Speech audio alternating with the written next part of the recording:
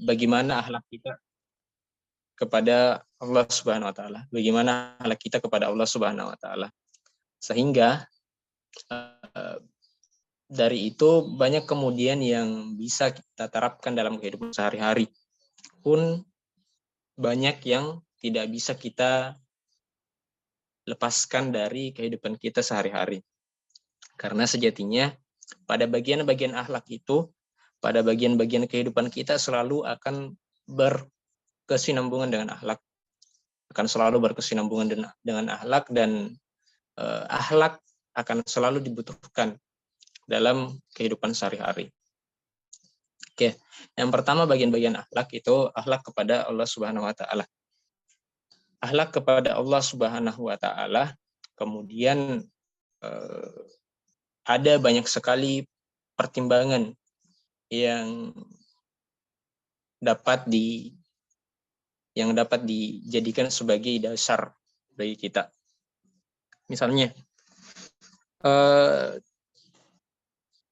Misalnya ada sesuatu yang kemudian mengganjal dalam diri kita, dalam hati kita terkait dengan keesaan Allah Subhanahu wa taala. Ini yang kemudian masuk pada bagian-bagian akhlak kepada Allah Subhanahu wa taala. Karena sesuatu yang kemudian memunculkan keraguan, dalam hati kita, itu sebenarnya sudah hilang respect akhlak. Akhlak kita sudah hilang separuh jikalau kita sudah mulai ragu. Akhlak kita kepada Allah sudah mulai hilang separuh jikalau kita sudah mulai ragu kepada Allah Subhanahu wa taala. Jadi poinnya di situ. Itu hanya ketika muncul keraguan. Sehingga ada banyak kemudian narasi-narasi yang berkembang. Misalnya Allah itu membebaskan seluruh umat manusia, dalam tanda kutip umat manusia, untuk menentukan pilihannya untuk mencapai kebenaran, untuk mencapai sebuah kesimpulan dari pengetahuannya kemudian. Nah, secara harfiah atau secara gamblang, bahwa itu sebenarnya dibenarkan, namun dalam beberapa taraf-taraf tertentu ada beberapa hal yang kemudian harus dibatasi. Misalnya ketika seseorang memikirkan tentang zatnya Allah, teman-teman pernah berpikir tidak? Kita sholat setiap hari, kita puasa di bulan Ramadan, kita berzakat dengan tujuan untuk mendapatkan rahmat Allah.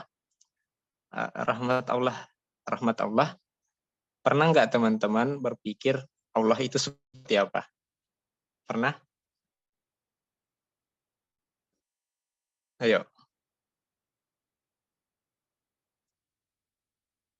Pernah tidak teman-teman berpikir bahwa Allah itu seperti apa? Dalam artian ini bentuk zatnya. Ayo. Kalau tidak, chat saja antara iya atau tidak.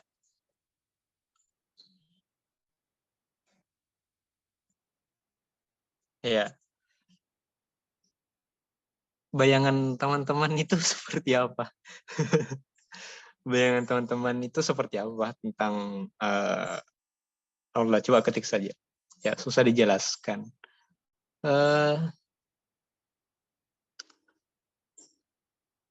Berbentuk tidak?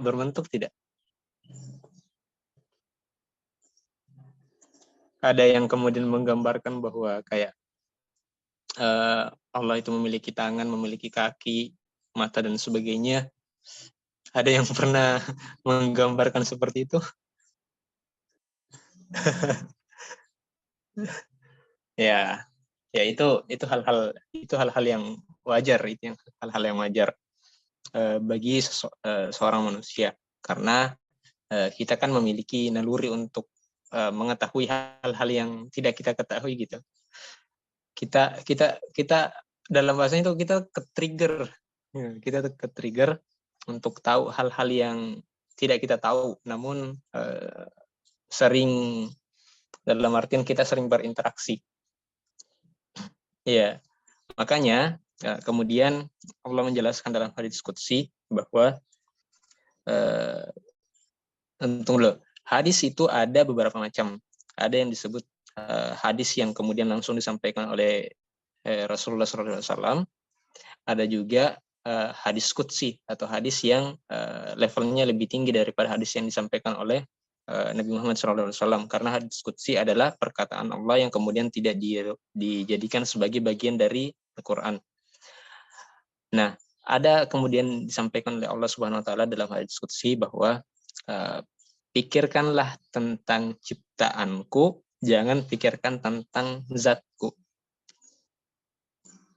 Pikirkan tentang ciptaanku, jangan memikirkan tentang zatku. Artinya bahwa semakin kita berusaha untuk mencari bagaimana bentuknya, bagaimana rupanya, bagaimana zatnya, maka kita akan semakin pusing karena kita tidak punya apa istilahnya itu? Kita tidak punya plot twist ke sana. Kita tidak punya plot twist ke sana. Kita hanya berurusan dengan masalah bayang-bayang yang kemudian itu cuma angan-angan kita saja terkait dengan bagaimana bentuk dan wujudnya. Jadi bisa diartikan bahwa apa yang kita pikirkan itu hanya bagian dari angan-angan kita saja. Meskipun kemudian banyak sekali riwayat yang menyampaikan bahwa Allah memiliki tangan dan kaki, Allah tersenyum kepada hambanya, namun itu hanya sebagai bentuk-bentuk kiasan, dalam artian itu hanya bentuk pemisalan. Namun intinya bahwa di antara akhlak kita kepada Allah Subhanahu Wa Taala yaitu tadi kita tidak berusaha untuk memikirkan bagaimana bentuk zatnya. Yang harus kita pikir, yang harus kita lakukan adalah menaati dan menurutinya saja, menaati dan menuruti tanpa mengetahui bagaimana bentuk zatnya. Alasannya karena jikalau kita mengetahui bentuk zatnya, maka kita kemudian akan terbatas. Kita kemudian akan terbatas pada satu realita bahwa ternyata seperti ini. Padahal nyatanya tidak demikian. Padahal nyatanya tidak demikian. Tidak demikian. Ya, takut bayangkan. Tidak usah dibayangkan. Turuti saja apa yang kemudian menjadi perintahnya. Iya. Kalau masalah pernah memikirkan bagaimana bentuknya, bagaimana bentuk fisiknya, iya, semua orang mungkin saya pikir pernah memikirkan tentang hal itu, tapi itu disebut sebagai sesuatu yang tidak beretika atau tidak berakhlak kepada Allah Subhanahu Wa Taala. Karena sudah jelas-jelas bahwa kita tidak diberikan akses untuk ke sana. Kita tidak diberikan akses untuk sampai pada mengetahui bagaimana bentuk dari zat Allah Subhanahu Wa Taala. Itu adalah salah satu bentuk kebesaran dari Allah Subhanahu Wa Taala. Kalau teman-teman ingin sebuah contoh yang lebih konkret, teman-teman punya tangan, tutup. Teman-teman punya tangan dan punya mata. Mata teman-teman kan digunakan untuk melihat. Kemudian tutup mata kalian dengan telapak tangan kalian. Sudah? Tutup mata kalian dengan telapak tangan kalian, lalu gini. Tutup mata kalian dengan telapak tangan kalian, lalu apa yang kalian lihat? Tentu yang kalian lihat itu adalah semuanya berwarna hitam. Itu yang kemudian bisa dijadikan sebagai bentuk contoh bahwa bagaimana besarnya Allah Subhanahu Wa Taala. Semakin besarnya, karena gara-gara saking besarnya, maka kita tidak bisa melihat apa-apa. Karena kita adalah makhluk yang terbatas. Kita adalah makhluk yang terbatas. Oke. Sehingga beberapa ajaran kemudian yang tentang bagaimana berakhlak kepada Allah tidak hanya cukup sampai di situ. Tidak hanya cukup sampai di situ. Di antaranya pula salah satu contoh seseorang tidak berakhlak kepada Allah Subhanahu wa taala adalah persoalan tentang takdirnya. Persoalan tentang takdirnya. Ia menyerahkan, ia mengutuk-ngutuk takdir. Kenapa saya seperti ini? Kenapa saya seperti ini? Padahal itu semua bagian dari rencana Tuhan yang kemudian masuk pada bagian Allah lebih tahu yang terbaik untuk kamu, dan Allah lebih tahu kalau ini lebih baik buat kamu, tapi kamu tidak menganggapnya itu baik atau menganggapnya itu buruk. Sehingga dalam artiannya bahwa kita semua memiliki akses untuk bisa mengetahui banyak hal, hanya saja kita punya keterbatasan dalam akses itu. Nah, sehingga bahwa intinya teman-teman sekalian, akhlak kepada Allah Subhanahu wa taala itu ada banyak sekali contoh. Di antaranya tadi bahwa salah satu contoh berakhlak kepada Allah Subhanahu wa taala adalah dengan tidak berusaha untuk memikirkan bagaimana bentuk zatnya, namun berusaha untuk mengetahui tanda-tandanya, tanda-tanda bahwa Allah itu ada. Tanda-tanda bahwa Allah itu ada. Seorang sahabat kemudian yang masyhur sekali bahwa dia berkata, ketika saya nanti masuk surga, saya tidak akan ketika saya iman saya tidak akan bertambah. Namanya bahwa apa yang dia lihat di dalam surga itu hampir sama dengan apa yang dia lihat di dalam dunia, di dunia. Karena semua yang dia lihat adalah tanda-tanda kebesaran dari Allah Subhanahu wa taala. Apa yang dia lihat adalah tanda-tanda kebesaran dari Allah Subhanahu wa taala. Iya. Nah, itu kemudian masuk pada bagian-bagian dari contoh-contoh akhlak kepada Allah Subhanahu wa taala. Meskipun sebenarnya masih banyak contoh-contoh yang lain, namun kemudian yang paling banyak membuat kita sebagai manusia tergelincir adalah berusaha untuk paham bagaimana bentuk dari Allah Subhanahu wa taala. Karena semakin kita berusaha untuk mencari tahu bagaimana bentuknya, bagaimana wujudnya, wujud zatnya, semakin kita pusing. Karena kita tidak memiliki akses untuk ke sana. Ya, kemudian yang kedua, akhlak kepada makhluk Allah Subhanahu wa taala. Ya, ini yang kemudian dijadikan sebagai bentuk bagaimana kita berinteraksi. Karena Allah kepada makhluk-makhluk Allah Subhanahu wa taala itu dikhususkan untuk interaksi-interaksi. Contoh interaksi sosial kita kepada sesama manusia dan interaksi kita kepada makhluk ciptaan selain manusia.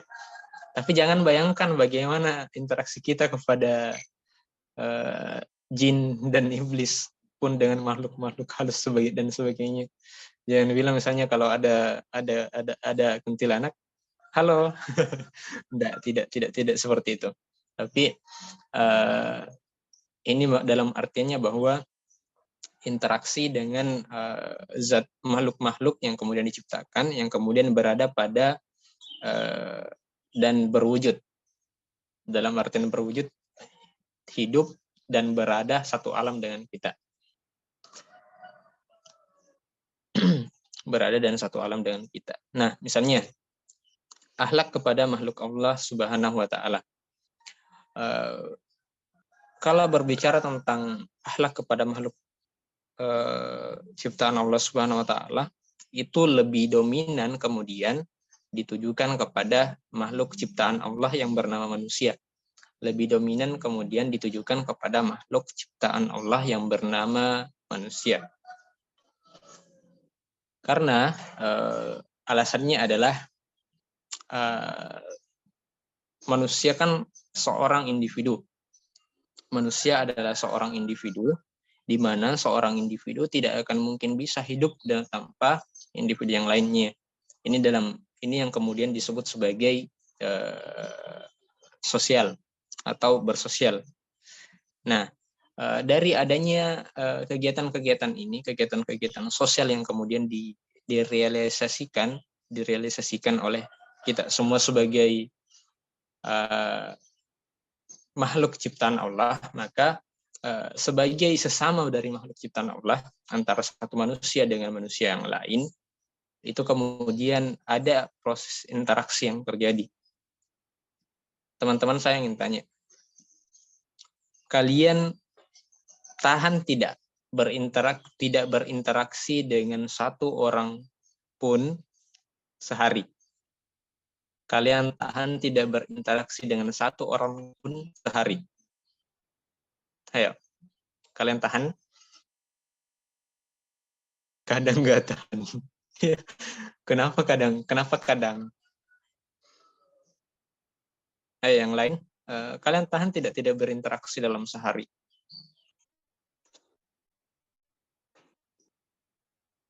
Bermain sosial media itu pun termasuk dari bentuk interaksi kita. Buka Twitter, kemudian cari scroll meme, itu juga bisa diartikan sebagai bentuk interaksi.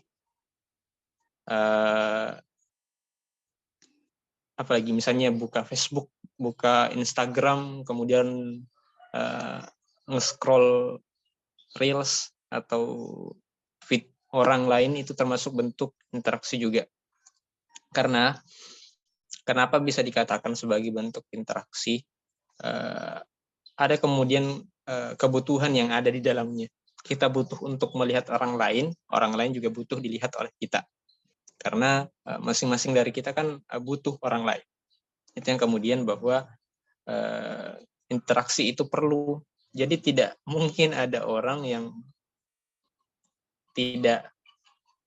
tahan untuk tidak berinteraksi. Orang se-antisosial apapun, kan antisosial merupakan bentuk gangguan jiwa, gangguan mental. Antisosial itu gangguan mental. Orang seantisosial apapun itu pasti membutuhkan interaksi juga. Di antaranya adalah dia butuh didengarkan, pun butuh mendengarkan. Karena orang tanpa ada informasi yang masuk ke dalam kepalanya, ke dalam telinganya, akan stres.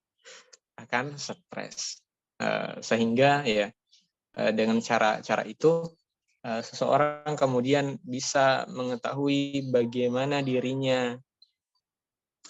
Normalnya orang-orang normal itu pasti akan butuh dengan interaksi. Orang-orang normal itu butuh dengan interaksi. Lantas interaksi seperti apa yang kemudian harus dilakukan oleh kita-kita ini sebagai orang yang mengaku beriman, yang kemudian mengaku sebagai orang-orang yang berakhlak, akhlak kepada makhluk-makhluk Allah. Oke, saya minta contoh kepada teman-teman. Bagaimana interaksi yang harus kita lakukan sebagai makhluk yang dikatakan berakhlak. Ayo, ketik saja.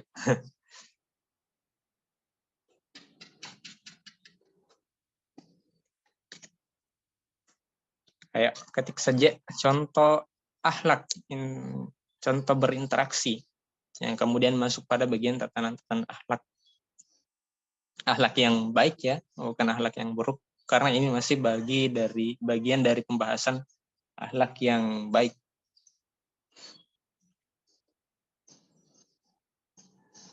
Ayo, ada, coba pikirkan. Coba pikirkan tentang bagaimana interaksi. Repost ceramah-ceramah. Ya, boleh. Repost ceramah juga boleh. Untuk dinikmati oleh orang-orang lain. Nah, kemudian di antara bentuk interaksi-interaksi yang bisa kita lakukan, interaksi-interaksi yang baik sebagai orang yang berakhlak kepada sesama makhluk yang diciptakan oleh Allah Subhanahu wa taala, kita kemudian bisa menunjukkan bagaimana bentuk interaksi itu. Di antaranya bahwa interaksi itu harus bernilai. Interaksi itu harus bernilai. Kemudian interaksi itu harus memiliki kelebihan. Dalam artian kelebihan ini, ya, interaksi mengantarkan kita lebih dekat kepada Allah Subhanahu wa taala. Interaksi mengantarkan kita untuk tidak saling membenci antara manusia. Ya, dalam artinya bahwa ada kemudian batasan-batasan interaksi yang harus kita terapkan dalam kehidupan kita sehari-hari. Saya teringat kemarin pada pertanyaan teman-teman, satu pertanyaan teman, bedanya akhlak kemudian dengan adab. Iya, bedanya akhlak kemudian, iya, orang yang kemudian berakhlak, dan orang yang kemudian mengatasnamakan dirinya sebagai orang yang beradab kepada makhluk-makhluk ciptaan Allah, manusia-manusia lain, dalam artian manusia lain, itu akan memiliki aturan sendiri dalam kehidupannya. Biasanya dalam satu lingkungan ada aturan pokok yang mengatur bagaimana cara-cara berinteraksi yang baik. Ada satu aturan pokok yang mengatur bagaimana cara-cara berinteraksi yang baik. Di antaranya adalah dengan menggunakan kalimat-kalimat dan ucapan-ucapan yang sopan. Di antaranya adalah dengan menggunakan kalimat-kalimat dan ucapan-ucapan yang sopan.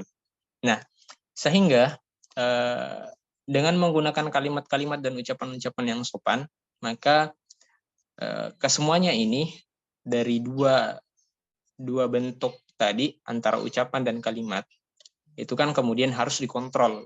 Alat kontrolnya itu bisa berupa aturan dan norma. Alat kontrolnya itu bisa berupa aturan dan norma. Itu kalau dalam lingkungan kemasyarakatan sosial. Tapi kalau dalam lingkungan agama, segala sesuatu yang kemudian keluar dari mulut kita itu harus dikontrol oleh apa? Itu harus dikontrol oleh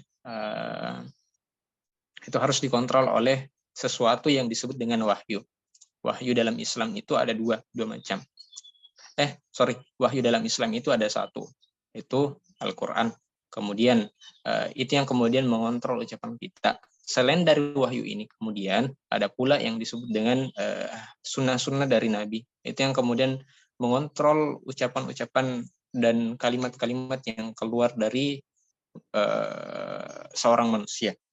Namun, selain apa yang berasal dari Allah Subhanahu wa taala dalam bentuk wahyu dan berasal dari Nabi Muhammad SAW sebagai sunnah atau yang kemudian tertuang dalam hadis-hadis, ada pula kemudian yang masih masuk dalam bagian interaksi-interaksi dan kita yang kemudian diatur dalam ijtihad. Ijtihad itu adalah merupakan kesepakatan dari para ulama-ulama kemudian yang telah berhasil merundingkan sesuatu yang kemudian dianggap memiliki nilai. Itu yang kemudian menjadi batasan-batasan dan aturan-aturan kita bagaimana berinteraksi, bagaimana cara mempraktekkan akhlak kita kepada makhluk-makhluk Allah Subhanahu wa taala. Nah, sehingga teman-teman sekalian bahwa akhlak kepada makhluk-makhluk Allah Subhanahu wa taala itu dikhususkan pada perbuatan yang baik. Dikhususkan pada perbuatan yang baik. Sebagaimana saya jelaskan pertemuan sebelumnya bahwa akhlak itu pasti memiliki nilai. Nilai adalah sesuatu yang selalu bersikap positif. Nah, titiknya di sini. Nilai adalah sesuatu yang selalu bersikap positif. Sesuatu yang kemudian tidak memiliki nilai positif atau berada dalam gradien minus atau -1 ke seterusnya, itu tidak bisa dikatakan sesuatu yang bernilai. Karena dalam Islam juga ada hitungannya. Misalnya dalam Islam ada hitungannya, itu ya dalam Quran surah Az-Zalzalah, faman ya'mal mithqala dzarratin khairan yarah. Sekecil apapun itu hitungannya satu. Sekecil apapun itu dimaksud dalam hitungan satu. Karena sekecil biji zarrah yang dilakukan oleh seorang manusia itu akan dihitung satu. Kebaikan sekecil biji zarrah yang kemudian dilakukan oleh seorang manusia itu akan dihitung satu. Dan may ya'mal mithqala dzarratin syarrayr, dan sekecil apapun keburukan yang kemudian dilakukan oleh seorang manusia itu pun akan dinilai satu. Sehingga dalam artiannya bahwa ada kutub positif dan negatif, dan yang kemudian menjadi pada bahasan-bahasan dari seseorang yang berakhlak kepada makhluk-makhluk Allah Subhanahu wa taala itu akan berada pada kutub positif sekecil apapun itu. Sekecil apapun 0,0001, nah, itu masih berada dalam tataran positif. Dan sebagaimana juga yang disebutkan oleh Allah Subhanahu wa taala, teman-teman sekalian, bahwa man 'amila shalihan falinafsih wa man asaa fa 'alaiha wa ma rabbuka bizzallamin lil 'abid. Kemudian bahwa siapa yang melakukan kebaikan maka pahalanya untuk dirinya sendiri.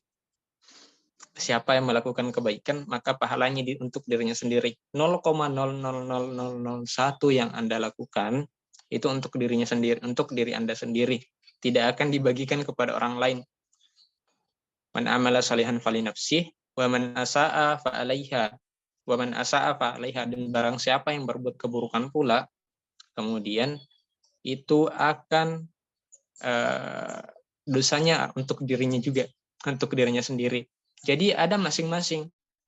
Engkau berbuat kebaikan untuk dirimu sendiri, engkau berbuat keburukan juga untuk dirimu sendiri. Jadi tidak ada campur baur antara kebaikan dan keburukan kemudian.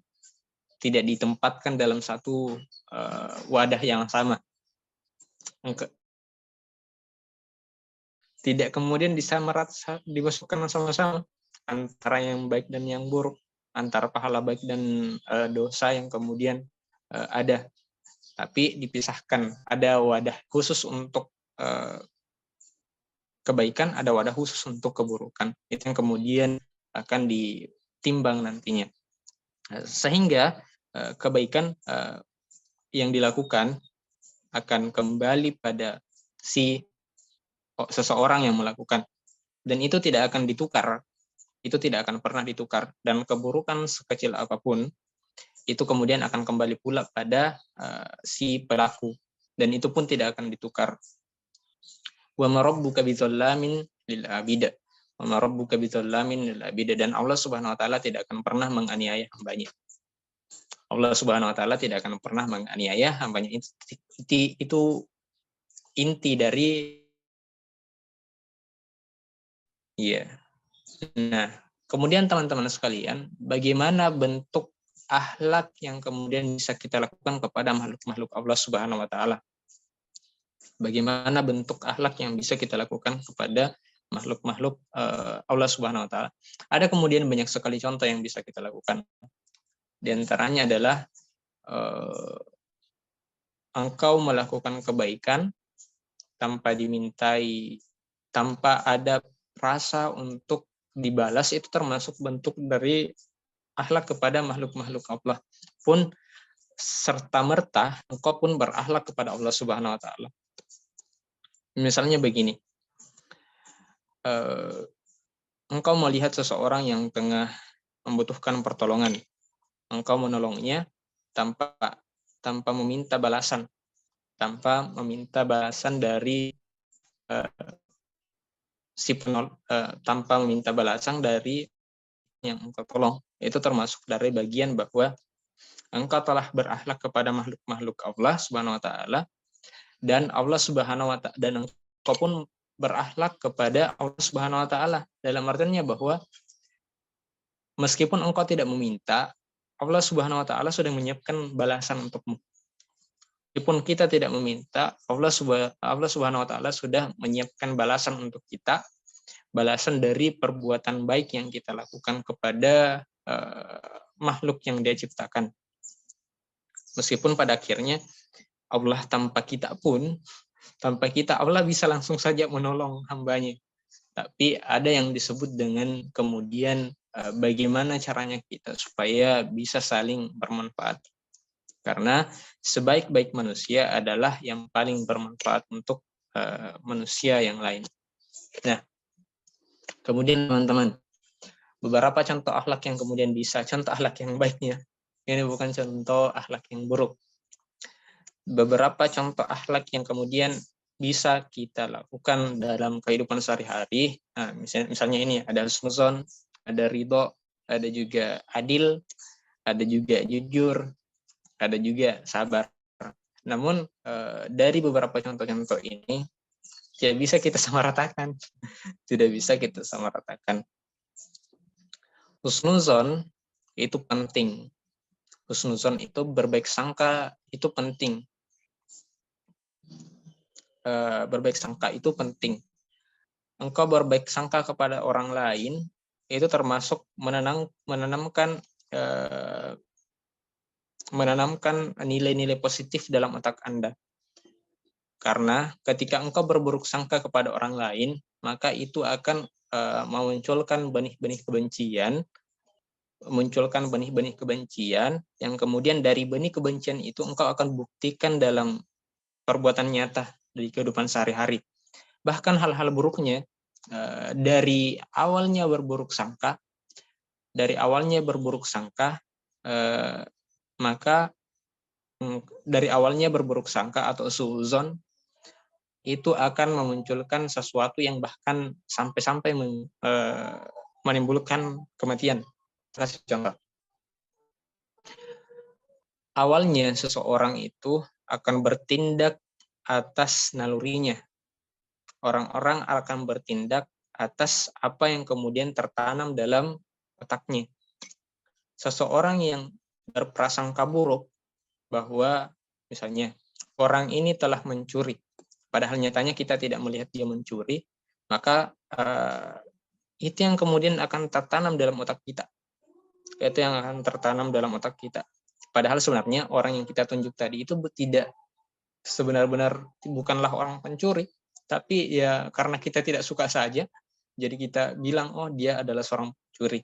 Akhirnya dari apa yang kemudian muncul di pikiran kita bahwa orang itu adalah seorang pencuri, ada kemudian rasa atau naluri untuk menyebarkan.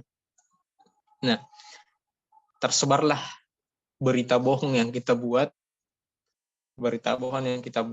kepada orang-orang. Kemudian orang-orang memusuhi sampai pada akhirnya yang bisa berakibat fatal, itu bisa muncul kematian dalam artian orang ini diburu kemudian dibunuh. Itu yang kemudian banyak disebut sebagai butterfly effect dalam teori-teori cuaca, butterfly effect.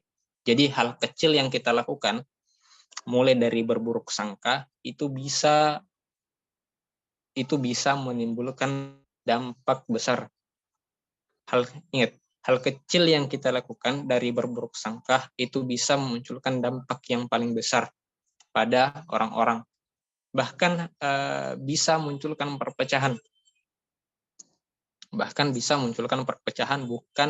Bukan dalam tataran individual saja, tapi dalam tataran sosial.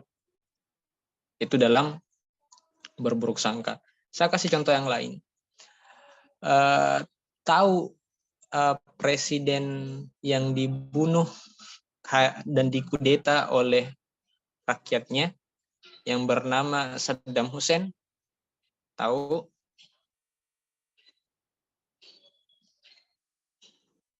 Ayo, ada yang tahu Saddam Hussein? Ayo ketik. Nah, teman-teman ada yang tahu Saddam Hussein? Nggak tahu ya. Ya. Yang lain ada yang tahu?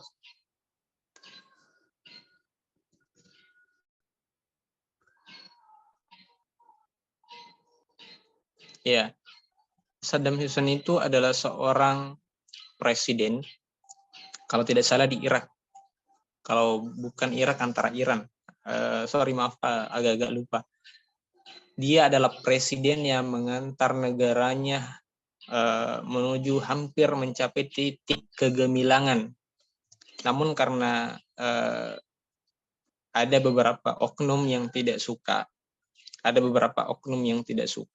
kemudian menyebarkan berita kebencian kepada Saddam Hussein. Nah, dari buruknya itu awalnya diberitakan bahwa Saddam Hussein memiliki senjata pemusnah massal di negaranya, sehingga diadu dombalah dia dengan rakyatnya. Kemudian ditangkap, lalu disidang dan dibunuh. Ini awalnya hanya sebagai bentuk berburuk sangka dan iri hati atas kegemilangan karena beberapa hal yang terjadi. Itu misalnya contoh-contoh dari dampak buruk kalau kita tidak husnuzon atau suuzon. Nah, kemudian yang kedua, ridho. Contoh akhlak itu adalah ridho atas husnuzon itu bisa juga kita lakukan kepada Allah Subhanahu wa taala dengan selalu berprasangka baik bahwa setiap takdir yang saya miliki Allah tahu bahwa ini yang terbaik, dan setiap kejadian yang saya lalui ini adalah yang terbaik untuk saya, dan saya harus saya harus mengevaluasi diri saya dari beberapa kejadian-kejadian yang kemudian terjadi. Nah, kemudian selanjutnya bahwa ridho merupakan bagian dari contoh-contoh akhlak. Engkau ridho Allah memberikanmu sebegini, engkau ridho orang tuamu memberikan uang 50.000 untuk jajan hari ini, meskipun itu sudah banyak sekali kalau bagi saya. Engkau ridho bahwa orang tuamu memberikan uang misalnya 5.000 untuk jajan sehari. Itu termasuk bagian dari bagaimana akhlak kita. Kemudian yang ketiga, adil. Adil ini sebenarnya apa istilahnya itu? Harus ditempatkan pada sesuatu yang baik. Adil itu harus ditempatkan pada sesuatu yang baik. Ada sebuah perkataan dari guru saya. Bahwa sesuatu yang baik itu pasti adil. Namun sesuatu yang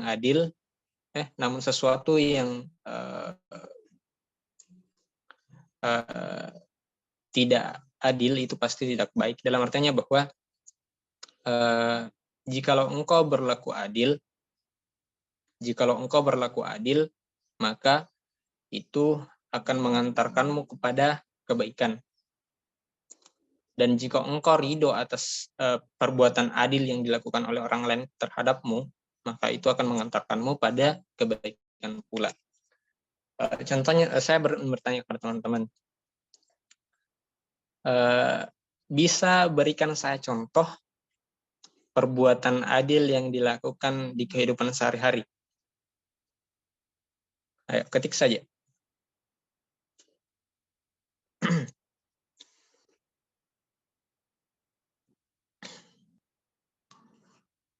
Perbuatan adil yang bisa dilakukan dalam kehidupan sehari-hari.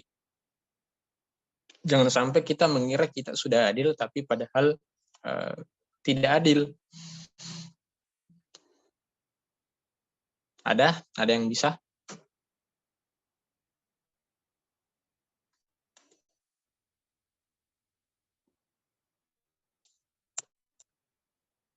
Oke.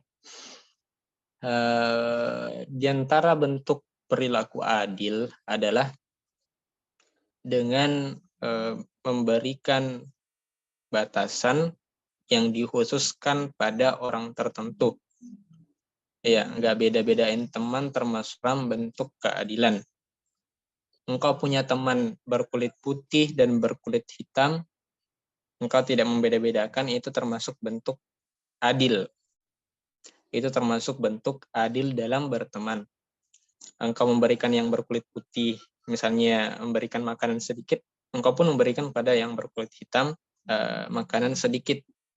Tapi kalau dalam bulan puasa itu tidak. Kalau mereka berpuasa baru kau memberikan makanan, ya itu tidak masuk dalam tatanan akhlak. Itu teman kurang ajar. Nah, nggak beda-bedain teman, itu termasuk dalam bentuk contoh bagaimana kita berlaku adil. Contoh hal yang paling sederhana pula bahwa yang sering didengarkan itu, ketika kita punya adik yang usianya, kita punya kakak yang misalnya kita adalah seorang anak yang masih berada di sekolah dasar, atau kita berada di bangku SMA lah, tapi kita punya kakak yang duduk uang jajan 15.000, ini kepada kita yang duduk di jajan kepada kakak kita 50.000, itu yang duduk di bangku kuliah. Apakah itu adil atau tidak, teman? Apakah itu adil atau tidak? Kita diberikan uang jajan 15.000 dan kita duduk di bangku SMA. Kakak kita yang duduk di bangku kuliah diberi uang jajan 50.000. Apakah itu adil atau tidak? Adil. Kenapa adil? Ayo, ada alasannya kenapa adil?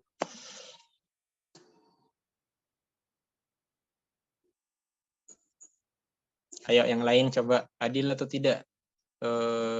Karena sesuai dengan jenjang dan kebutuhan. Ya, sesuai kebutuhan. Adil itu juga bisa diartikan dalam kesesuaian. Dan itu juga bisa diartikan kesesuaian. Engkau butuh, karena kita tahu bahwa manusia itu tidak pernah ada batasnya ingin memiliki, dalam artian apapun yang ada di depan itu ingin semua dimiliki. Bahkan sudah banyak sekali, tapi masih ingin lebih. Itu kemudian intinya seorang manusia, nalurinya seorang manusia. Hanya saja dengan sifat adil, tadi orang tua memberi kita uang 15.000, kita sebagai orang yang masih duduk di bangku SMA, itu sudah adil. Karena kita butuh makan segini, kita butuh makan tapi 10.000 itu sudah cukup. Tapi kalau misalnya kakak kita yang duduk di bangku perkuliahan, mana kalau misalnya ada tugas makalah yang ingin di-print, diminta beli buku oleh dosen, dan banyak kebutuhan-kebutuhan lain yang kemudian mendesak dalam satu waktu tertentu. Tidak selamanya. Itu yang kemudian masuk pada bagian pembahasan adil, bahwa adil itu adalah menyesuaikan antara kebutuhan dengan apa? Adil adalah menyesuaikan antara kebutuhan dengan tingkat usia. Itu kalau tatanan kehidupan individu.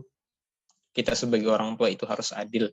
Kita sebagai seorang adik harus juga merasa diadili, harus ridho atas apa yang perlakuan orang tua kita kepada kita. Ya. Kemudian yang keempat, jujur. Contoh akhlak yang keempat itu jujur. Saya yang bertanya, ketika kita berlaku jujur, apakah itu baik? Semua perilaku jujur, apakah itu baik? Ayo, tonton.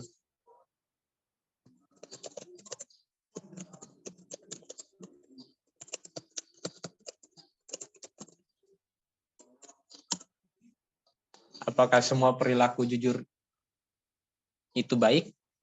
Ayo, jawab.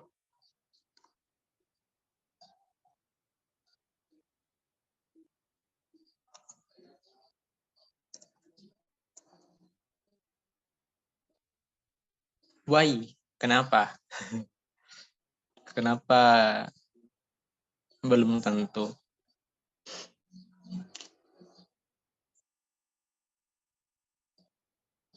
Kenapa semua perilaku jujur tidak bisa dikatakan baik? Ada yang punya alasan?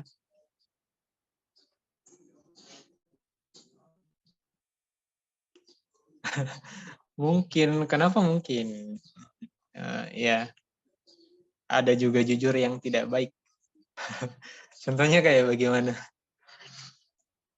Jujur yang tidak baik.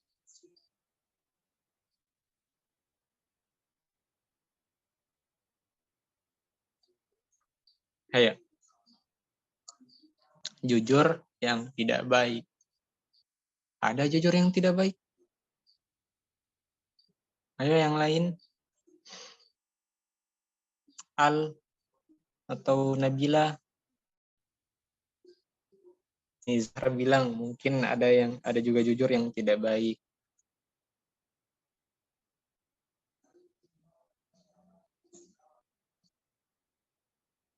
Atau masih menerawang. Sama tadi memikirkan zat Allah itu tidak bakalan sampai. Apakah menerawang mungkin. Ya, benar sekali bahwa tidak semua perilaku jujur itu baik.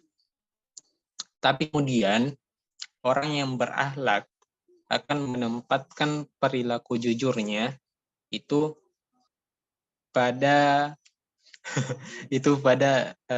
tatanan yang khusus. Engkau menempatkan perilaku jujurmu pada satu tempat yang khusus. Ngebocorin aib orang termasuk enggak, Kak. Padahal kan disuruh jaga rahasia. Ya, makanya kalau kita punya rahasia, self talk aja, tidak usah bicarakan sama orang lain. Karena orang itu semakin kita bilang jaga rahasia saya ya, semakin dia ke-trigger untuk menyebarkannya. Nah, ya.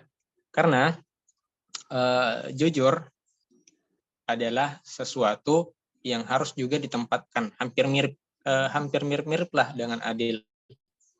Hampir mirip-mirip dengan adil. Ketika engkau berada dalam satu situasi, misalnya berada dalam situasi di depan kamu ada orang yang sangat cantik pun dan di sebelahnya ada orang yang kurang cantik atau kurang ganteng lah, kamu bilang wah yang itu cantik sekali, kemudian yang satu lagi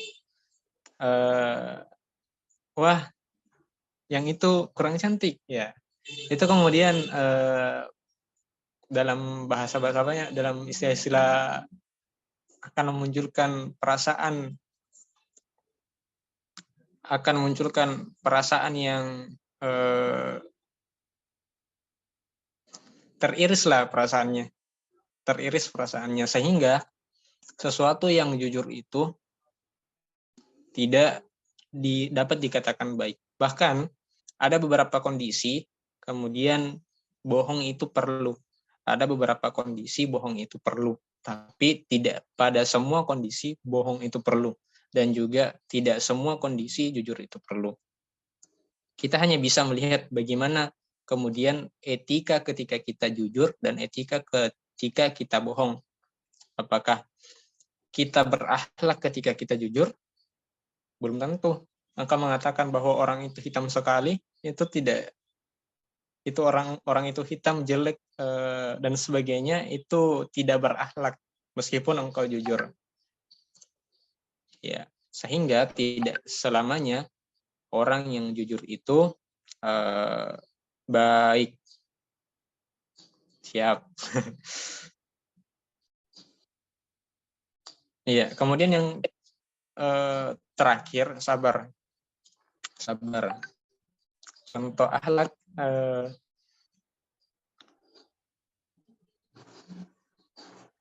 iya. contoh akhlak yang kemudian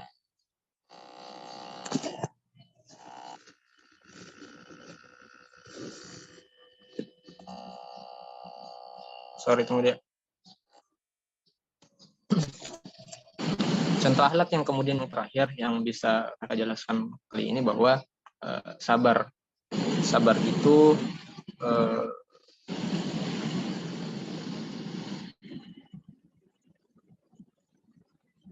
itu ketika ada beberapa perlakuan yang tidak engkau senangi, ada beberapa perlakuan yang tidak senangi, dan engkau ridho atas perlakuan itu. Dalam artiannya bahwa engkau memaklumi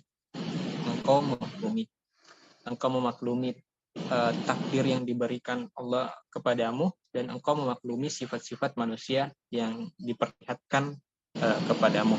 Dalam artiannya bahwa segala sesuatu yang kemudian dalam bentuk sabar ini diperlukan. Banyak sekali kemudian ayat-ayat yang bercerita tentang sabar.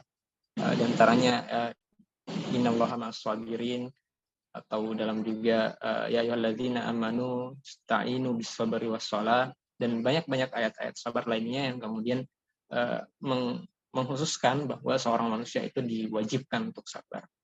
Bahwa sabar merupakan poin penting seorang manusia dapat dikatakan sebagai orang yang berakhlak atau individu yang berakhlak.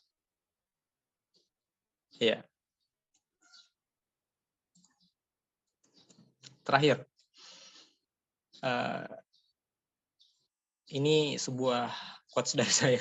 Engkau melakukan kebaikan dengan perasaan senang dan tanpa ada paksaan. Engkau melakukan kebaikan dengan perasaan senang dan tanpa ada paksaan. Ketika engkau berakhlak, maka setiap kebaikan yang engkau lakukan itu engkau akan merasakan kesenangan. Engkau akan merasa senang. Dan setiap perbuatan yang engkau lakukan karena merasa senang, maka tanpa ada paksaan pun, tanpa ada perintah pun, engkau akan melakukannya. Sehingga teman-temanku sekalian, seseorang mampu dikatakan berakhlak apabila ia melakukan perbuatan baik dan ia menyenangi perbuatan baik itu, dan dia melakukannya tanpa ada paksaan pun, ada perintah dari orang lain. Ya, mungkin sampai sekian yang bisa saya share kepada teman-teman. Teman-teman, jika kalau ada yang ingin bertanya, masih ada waktu 10 menit. Kita ada diskusi-diskusi sedikit. Jika kalau ada yang mau bertanya terkait dengan materi ini.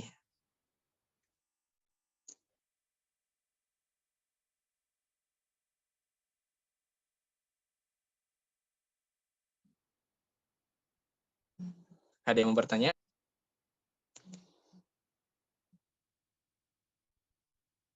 Atau sudah paham semua?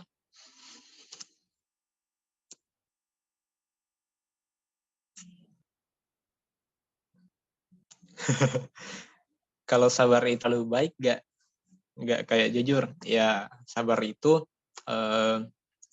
akan selalu berposisi pada kebaikan. Contoh, ya, Allah Subhanahu wa Ta'ala akan selalu mendatangkan ujian kepada hambanya.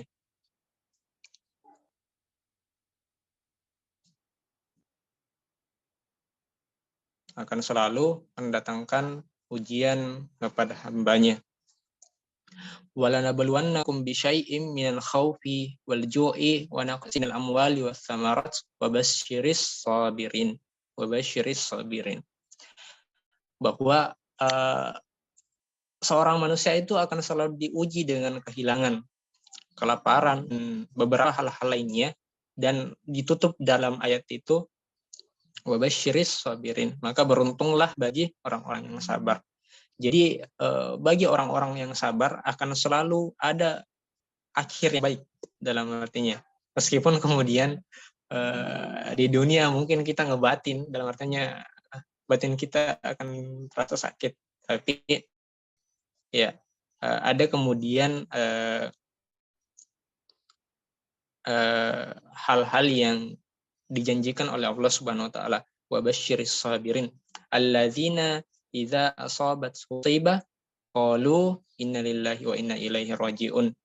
alladzina iza asabathum musibah qalu innalillahi wa inna ilaihi rajiun. Yaitu apabila orang-orang yang ditimpa musibah, musibah apapun, mereka mengucapkan innalillahi wa inna ilaihi rajiun. Jadi ucapan innalillahi ini sekaligus juga not ucapan innalillahi wa inna ilaihi rajiun itu bukan cuma dikhususkan untuk ada orang yang meninggal, tapi ketika kita mendapatkan musibah, kita juga bisa mengucapkannya bahwa innalillahi wa inna ilaihi rajiun, bahwa darinya kita berasal dan kita pula akan kembali kepadanya. Pun segala masalah-masalah kita itu Allah yang mengujiankan kepada kita, dan kemudian akan ditarik pula masalah itu oleh Allah Subhanahu wa taala sebagai bentuk bahwa kita telah melewati ujian tersebut dan kita bersabar, dan kemudian diberikan ganjaran oleh Allah Subhanahu wa taala, baik yang dibalas kemudian di dunia pun yang dibalas di akhirat. Seperti tadi yang saya jelaskan di awal bahwa sekecil apapun perbuatan baik yang kita lakukan, maka itu akan dicatat famay ya'mal mithqala dzarratin khairan yarah, dan sekecil apapun keburukan yang kita catat akan dicatat, yang kita lakukan akan dicatat pula oleh Allah Subhanahu wa taala, famay ya'mal mithqala dzarratin syarran yarah. Dan wa man asa'a fa 'alaiha wa ma rabbuka bizzallamin abid, dan Allah Subhanahu wa taala tidak akan pernah menganiaya hamba-Nya. Masih ada waktu 6 menit. Waktu kita jadi jam. Contoh akhlak untuk materi hari ini tidak terlalu banyak ya. Hanya ini saja bagian-bagian akhlak dan contoh akhlak, cuma itu saja. Kecuali pada pertemuan yang kemarin itu kita membahas tentang hal-hal dasar dari akhlak, yang baik, tentu akhlak yang baik. Jadi tidak, tapi Wita Kak Aul. Oh, pakai Wip atau Wita Kak Aul?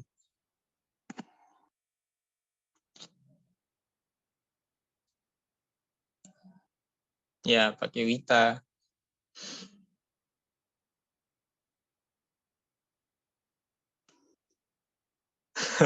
Biasa.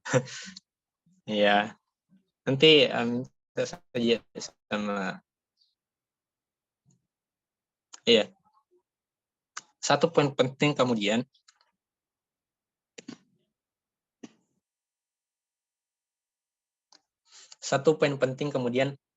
yang bisa teman-teman terapkan ketika nanti mendapatkan soal-soal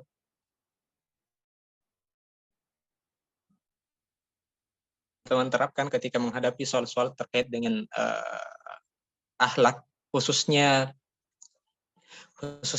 pada akhlak baik dan akhlak buruk, akhlak mahmudah dan mazmumah, itu ketika teman-teman sudah tahu konsep dari akhlak, maka teman-teman bisa menjawab dengan sangat mudah. Teman-teman akan menjawab konsep-konsep akhlak itu tidak akan pernah bertentangan dengan hati dan nurani manusia.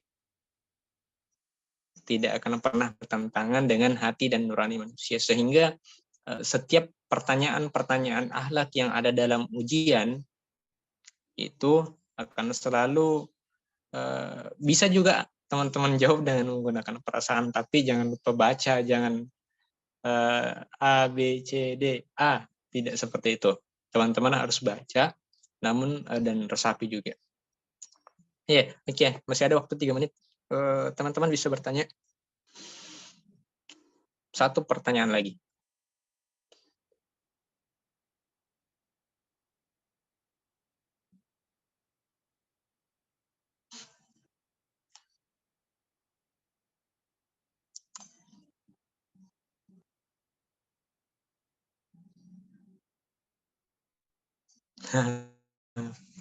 Ya, jam tadi akidah akhlak itu masuknya jam 8.30 Wita. Tapi nanti ya karena kita pakai sistem waktu Wita ya, jadi tidak apa-apa, masih ada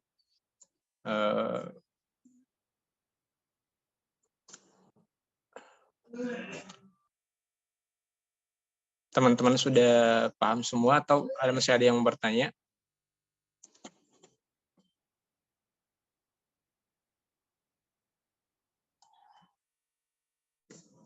Teman-teman?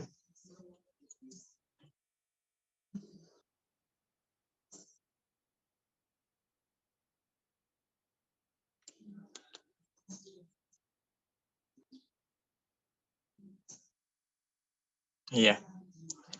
Oke, kalau begitu kita cukupkan saja pada kesempatan kali ini. Semoga kita masih diberikan kesehatan untuk bisa bertemu di lain waktu. Selamat menunaikan ibadah puasa yang sudah ke-27. Dan semoga